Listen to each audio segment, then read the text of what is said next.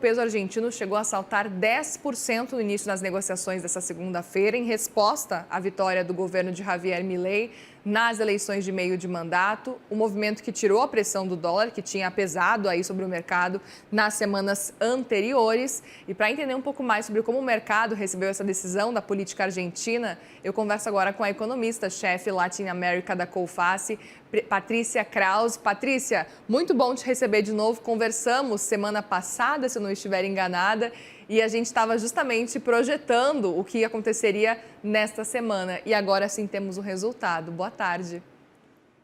Olá, boa tarde. Sim, conversamos e realmente esse resultado que ninguém esperava, né? Surpreendeu o mercado. Muito interessante justamente esse ponto. A gente vinha acompanhando aí dúvidas com relação aos argentinos para votar, enfim, se iriam para esse caminho dos peronistas ou então de Javier Milei.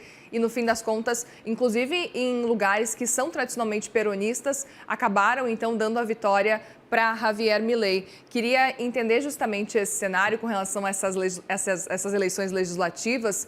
O quanto que o mercado nesse momento comemora? A gente está vendo neste momento um cenário de alta muito forte, de, por exemplo, o Merval, que a gente conversava sobre uma queda expressiva ao longo desse ano e que hoje se recupera.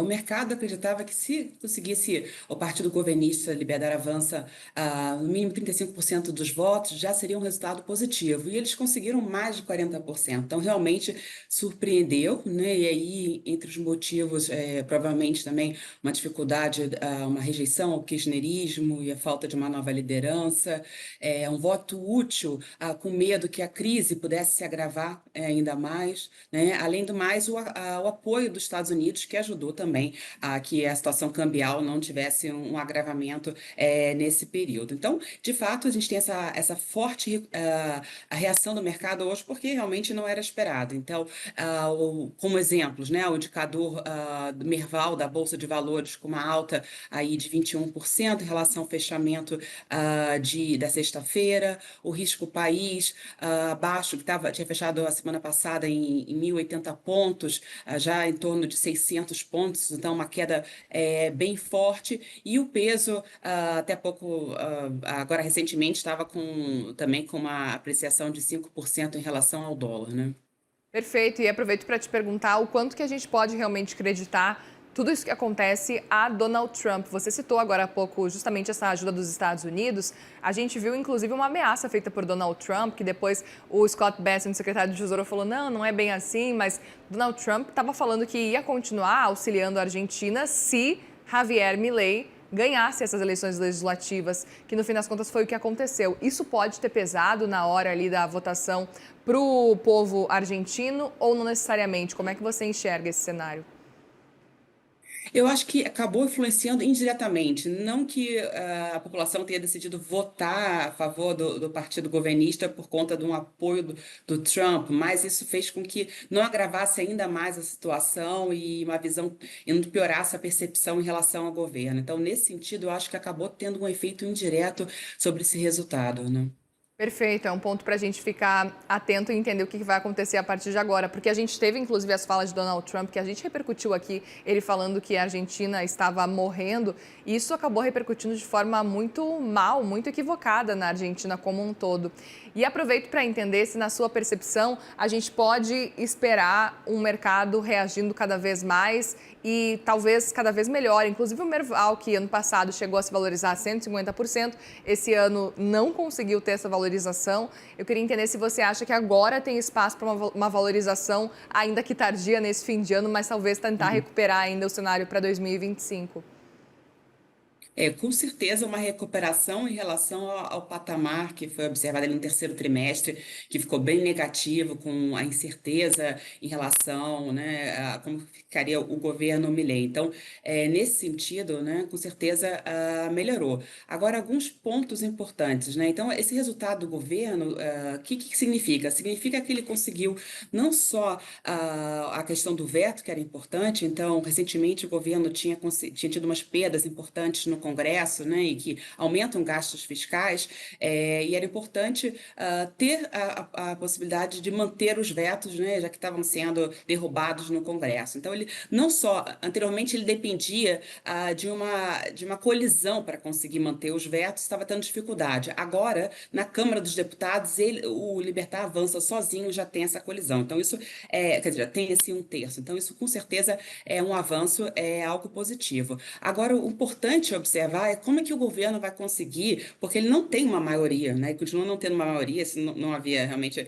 esse cenário de uma maioria no Congresso. Então, para passar as reformas estruturais que ele precisa, como uma reforma tributária ou trabalhista, ele precisa formar alianças, né? Então, isso é viável, mas depende muito do discurso realmente do governo. E nesse sentido, assim que venceu também, o Javier Milei se mostrou mais aberto, mais moderado a formar alianças e conversar com líderes de províncias, né, e partidos menores para conseguir chegar a essa base para passar reformas. Então, se ele conseguir avançar nesse sentido, com certeza você vai ter uma reação, você pode melhorar essa reação do Merval, né? Perfeito. E aí aproveito para justamente perguntar com relação ao cenário de câmbio. A gente fica ainda esperando alguma atualização com relação ao câmbio da Argentina. Você acredita que agora pode ter espaço para alguma atualização?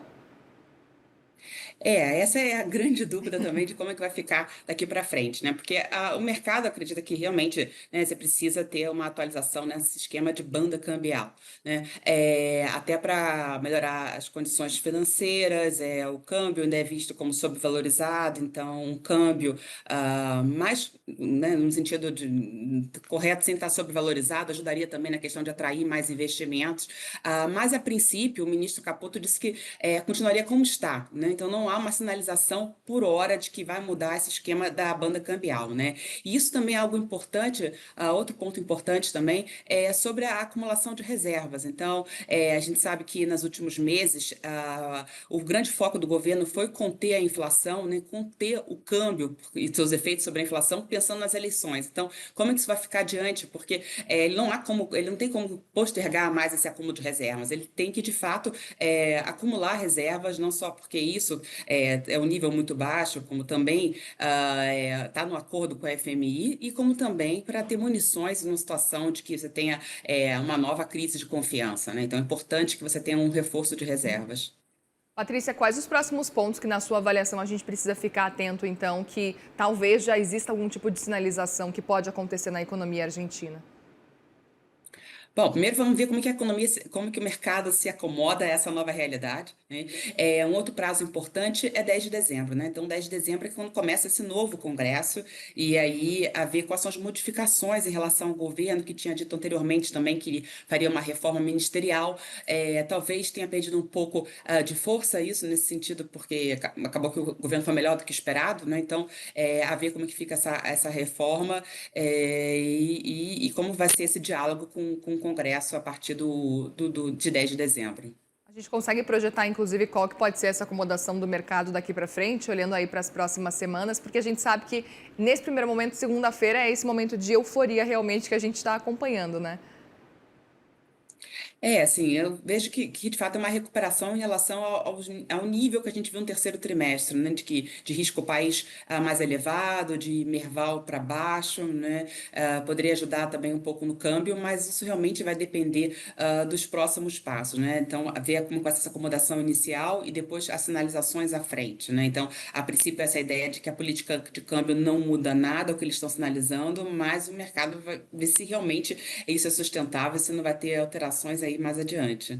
Não, perfeito. Enquanto a gente conversa aqui, Javier Milei acabou de conversar, inclusive, com moderados lá, pedindo para que eles apoiem as reformas depois da vitória, ou seja, já tentando um diálogo aí para conseguir tentar negociar algum avanço com esse novo Congresso. E aí aproveito também para te perguntar, diante desse cenário que a gente está acompanhando, como é que você enxerga o auxílio dos Estados Unidos daqui para frente? A gente pode esperar talvez mais ajuda? Lembrando que essa ajuda é algo que a gente não é acostumado a ver nos últimos anos. Lembrando, né, a última ajuda desse tipo com um país com crise financeira aconteceu para o México muitíssimos anos atrás, mais de 20 anos atrás, e não chegou nesse nível financeiro quanto agora acontece com a Argentina. Sim, isso acabou que repercutiu positivo também para o governo Trump, de falar assim, eu apostei eu estava correta na minha aposta, né? Porque o resultado foi melhor do que esperado, então o peso vai se valorizar, né? Ele acabou intervindo, né? Comprando pesos, então aumenta essa retórica. Eu acho que na questão de intervir diretamente no mercado, perde essa pressão para que tenha novas intervenções, porque passou esse período de pressão sobre o câmbio, né? Então há um entusiasmo, né, em relação a renovado em relação ao governo, então deveria até o risco de que ele possa reverter isso, né? Reduzir a exposição em relação ao preço.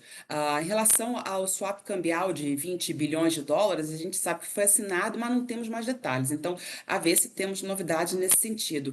E uma outra, eles tinham falado também de uma linha de 20 bilhões de dólares, que seria um empréstimo que seria costurado com bancos americanos, né, mas que não via muito detalhes ainda, estava ainda em negociação, porque, segundo os relatos, os bancos estavam um pouco reticentes de quais seriam, né, as garantias em relação a isso. Então, a gente pode talvez ter algum anúncio nesse sentido, uma vez que a confiança aumentou em relação à sustentabilidade do governo, né? Muito bem, Patrícia Krause, economista-chefe da Latin America da Coface. Obrigada mais uma vez pelas informações, pela análise que você traz, sempre muito importante te ouvir. Obrigada, boa tarde. Obrigada, uma boa tarde.